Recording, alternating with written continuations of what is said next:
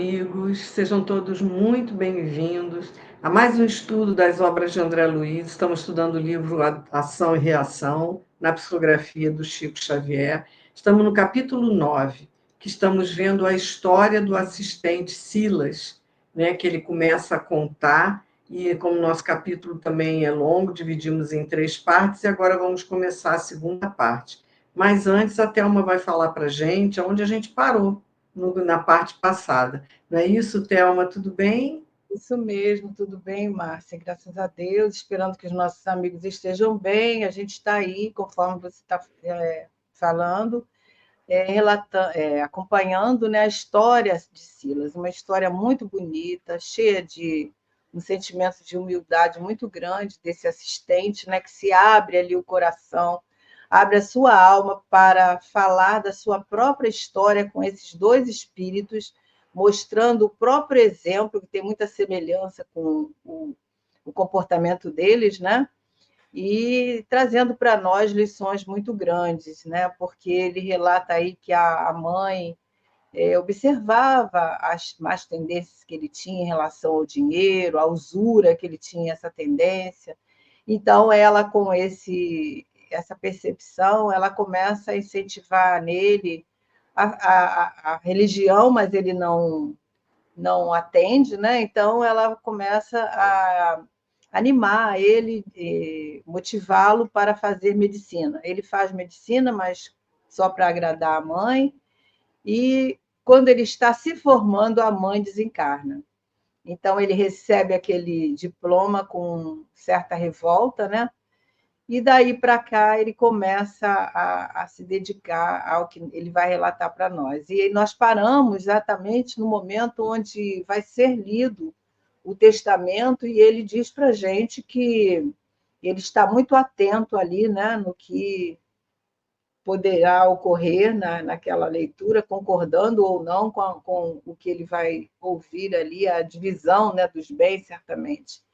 E aí nós vamos ter mais lições importantes no capítulo de hoje, que a Márcia vai ler para a gente. Se você lembrar de alguma coisa, pode completar aí. Não é isso, a gente vê que ele vem de uma família já abastada, né?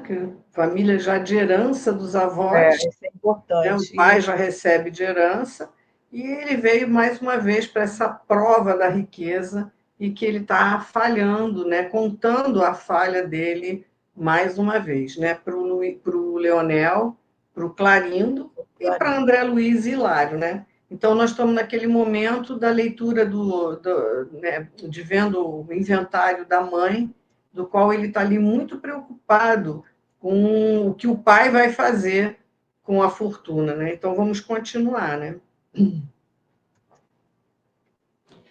Então ele está falando assim: eu compreendi que a fortuna herdada me situava para o meu infortúnio moral a cavaleiro de qualquer necessidade da vida física por largos anos, desde que não me confiasse a dissipação. Ainda assim, quando vi meu pai inclinado às segundas núpcias, quase aos 60 anos de idade, fiz quanto pude indiretamente para fazer ele desistir, afastando de tal intento. Ele, todavia, era um homem resoluto nas decisões e desposou a Ida, uma jovem da minha idade, que mal se avizinhava dos 30 anos. Recebia a madrasta como uma intrusa em nosso campo doméstico e, tomando-a por aventureira comum, a caça de fortuna fácil, jurei vingar-me. Apesar das carinhosas requisições do casal, e não obstante o tratamento gentil que a pobre moça me dispensava, exibia sempre um pretexto para fugir-lhe à convivência.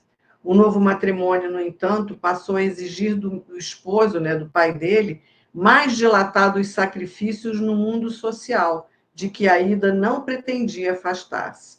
E foi assim que, ao término de alguns meses, meu pai era obrigado a procurar o socorro médico, recolhendo-se então ao necessário repouso.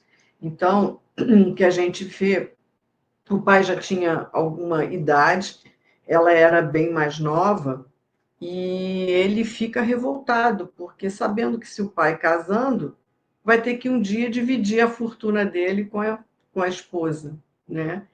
E apesar de todo o tratamento bom que eles tinham de convivência, ele não queria saber da convivência com ela e, pelo visto, era bem assim, né? Não devia de tratar tão bem, né? Só que a Ida, por ser muito nova, né, vivia uma vida social intensa e o pai, eu acho que não estava muito acostumado com isso, acabou adoecendo com esse ritmo de vida, né? E a gente está vendo, acho que é isso, né, Thelma? É, e tão atual, né, essa realidade, porque a gente vê tantos casos assim, né? Casos dentro de famílias, né, onde um dos cônjuges desencarna e acontece um outro matrimônio e os filhos ficam ali cerceando, né, os pais, querendo Exatamente. dominar, né, a vontade do pai fazer ou não alguma coisa. Isso é muito comum, né? Tentando Exatamente. impedir, né? Mas aí, no caso, tinha uma visão por detrás disso, né? Porque qual é o interesse dele? Não perder a parte da herança que cabia a ele, né? No caso E aí, ele julga, né, Thelma? Ele julga, acha que pois ela é uma aventureira comum, a caça de fortuna fácil, e aí ele jura vingança. Não vai sem ficar. conhecer, né? Sem conhecer a moça, sem saber o verdadeiro sentimento. Então, a gente vê muitos casos aí que terminam, às vezes, como, agora, como esse mesmo, né? Em tragédia, porque o desgosto, a falta de alegria na própria vida, né? Faz com que mine todos esses ideais novos, porque a vida continua, né? A gente vê tantos casais que um dos cônjuges desencarna e o outro reata a vida e continua, né? A vida é assim, né? Exatamente. É. E vamos nós. Então o paizinho fica doente, e aí ele diz que o Silas está continuando a contar a história dele. Acompanhava-lhe a decadência orgânica, tomado de vivas apreensões. Não era a saúde paterna que me feria a imaginação, mas sim a extensa reserva financeira de nossa casa. Na hipótese do súbito falecimento do homem que me trouxera à existência, de modo algum me resignaria a partilhar a herança com uma mulher que, a meus olhos, indebitamente ocupava o espaço da minha mãe. E aí o Silas faz uma pausa enquanto ele fixamos o semblante melancólico, né? Quer dizer, ele estava ali com aquele semblante triste, né? De recordar a vida dele. De mim mesmo, né? André Luiz falando, atônito diante do que me era dado ouvir, indagava no meu íntimo se tudo aquilo de fato se passara. Fora Silas realmente o homem a quem se reportava, ou compunha ele aquela história para alterar o ânimo, né, dos perseguidores, quer dizer, do Leonel e do Novamente, Clarinho?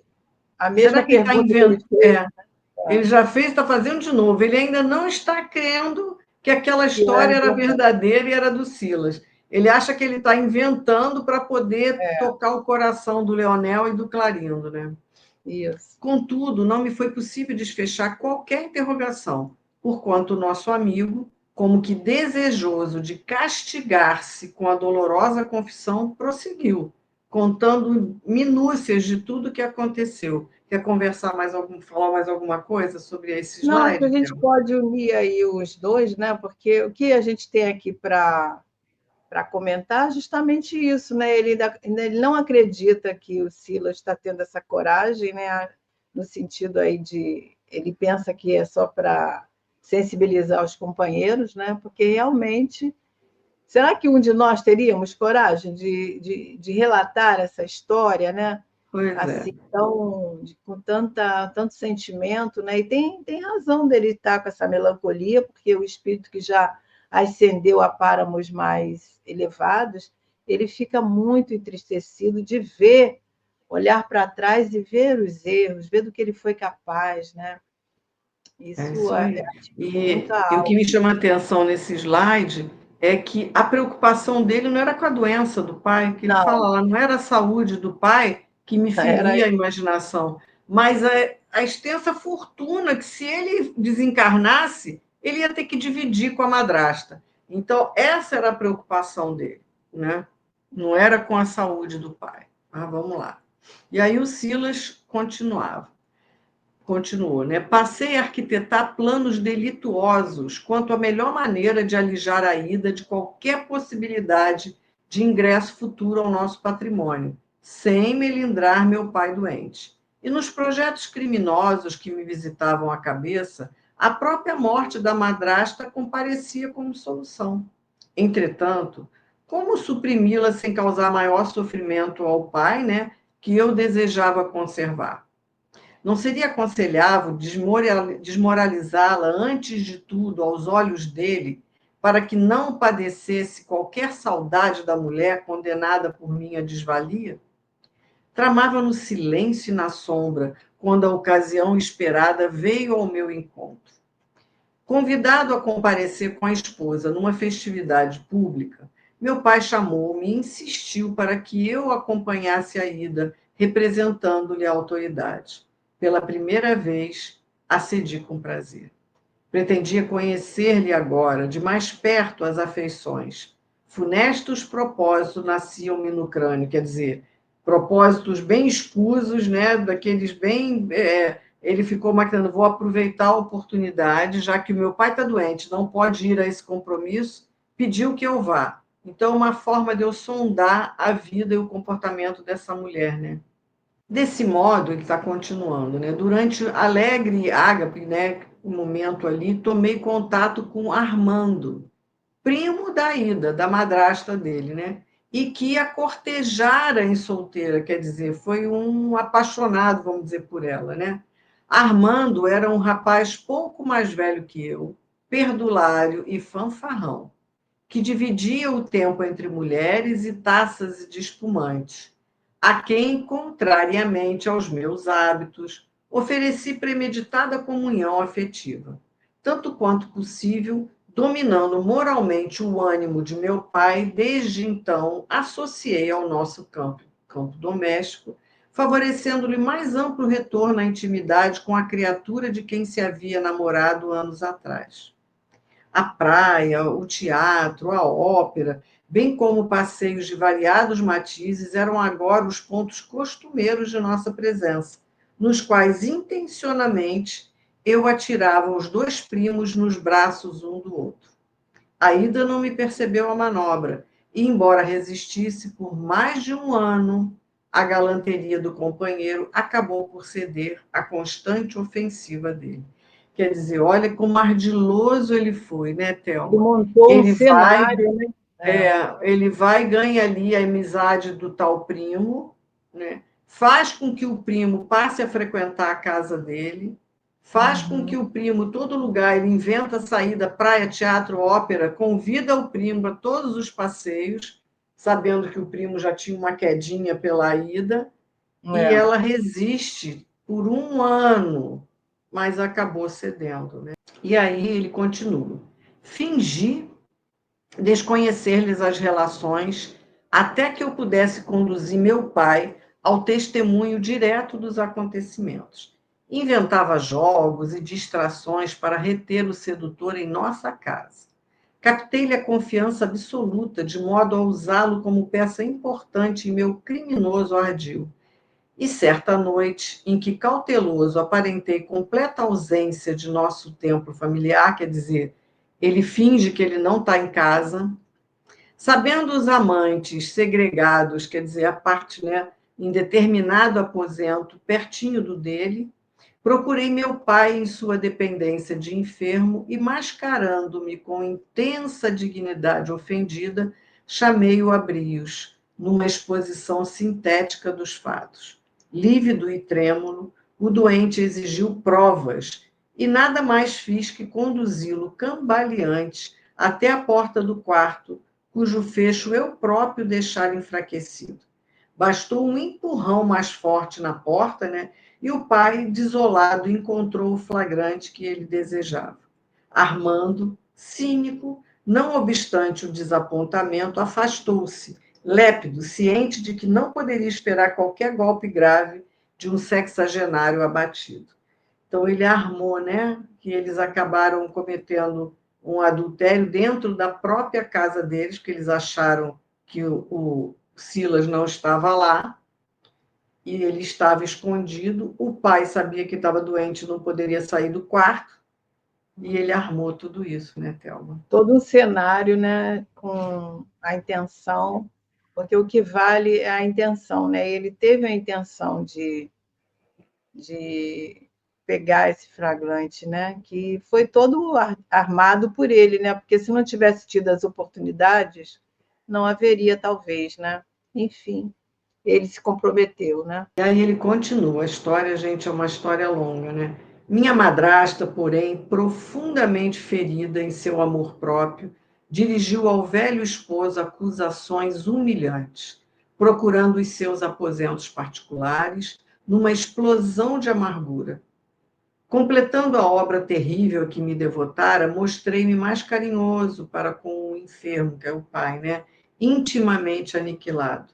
2 semanas arrastaram-se pesadas para a nossa equipe familiar.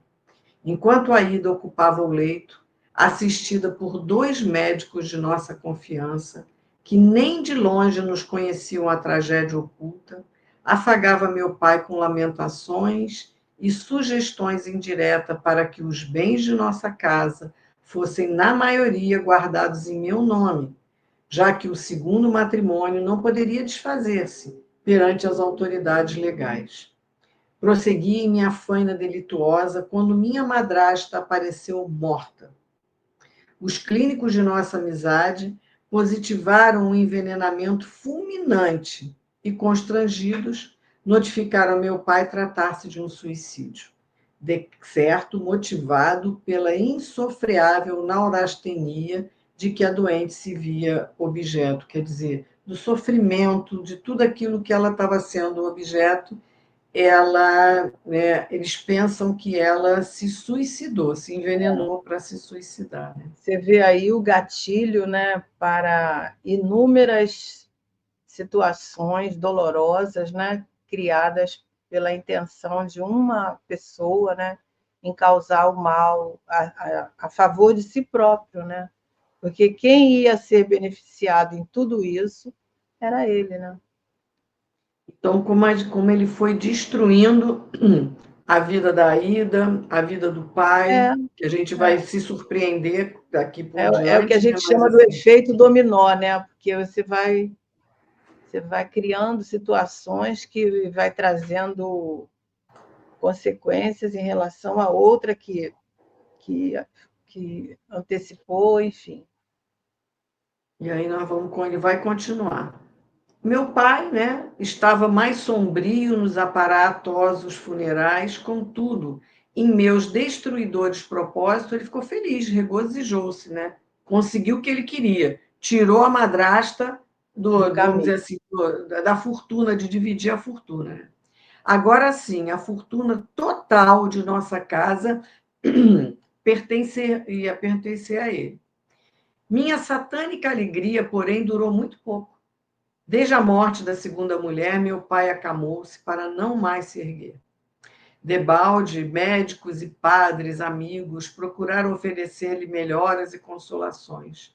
Ao fim de 2 meses, meu pai, que nunca mais sorriu, entrou em dolorosa agonia, na qual, através de confidência entrecortada de lágrimas, me confessou haver envenenado a Ida, administrando-lhe violento tóxico no calmante habitual. Isso, no entanto, assegurava-me vencido. Impunha-lhe também a morte, de vez que não conseguia perdoar a si mesmo, passando a carregar consigo um fardo de remorso constante e intolerável. Pela primeira vez, minha consciência doeu fundo. Thelma, Você comenta um vê pouco. que a história tem muita semelhança, né, com a história do pai do pai do Luiz, né, que é o como é o nome dele? Eu Antônio esqueci agora. Olímpio. Antônio Antônio Olimpo. Olímpio. Então, são interesses iguais, né? Interesses semelhantes, bem semelhantes, e as consequências também, né? Tudo isso por causa do dinheiro, né? É aquela questão que já estudamos aqui dos nossos desejos, né? Dizem os espíritos que são esses desejos que nós temos que muitas vezes nos arrasta para esse abismo moral, né, que a gente tem, que é o sexo, o dinheiro, o poder e a fama, né? São elementos aí, posições que às vezes o ser humano deseja tanto chegar lá, né? E é arrastado por um abismo moral, né? E a gente Então, vê que mesmo tudo isso, né? Desculpa, Thelma, te cortei. não, pode falar. Ele, apesar de tudo isso, ele gostava, o Silas, né, muito da mãe e do próprio pai também, né? Sim, E sim. ele vê que quando o pai ali está acabado, já está no leito de morte mesmo, que não ia mais A conseguir. consciência dele, E aí ele vai, aí é pela primeira vez, a consciência dele dói, ele começa a dói sentir fundo. remorso, né? É isso aí. E aí, essa lição, que a gente já está terminando essa parte, né? Mas ainda falta um pouquinho. Essa lição vem de encontro a muitos crimes que a gente vê acontecer hoje, em nossos dias atuais, né? Por causa dessa questão da posse, da divisão de herança, né? A gente sempre ressalta os exemplos que chegam nas reuniões mediúnicas, né? Que é tudo isso, Exatamente. essas dores, esses conflitos, essas consciências totalmente, né, acusadas aí pelo remorso, pela culpa, que vai trazendo tantas dores. Às vezes você vê aqui, vai ser falado ainda o tempo que ele está no mundo espiritual, né?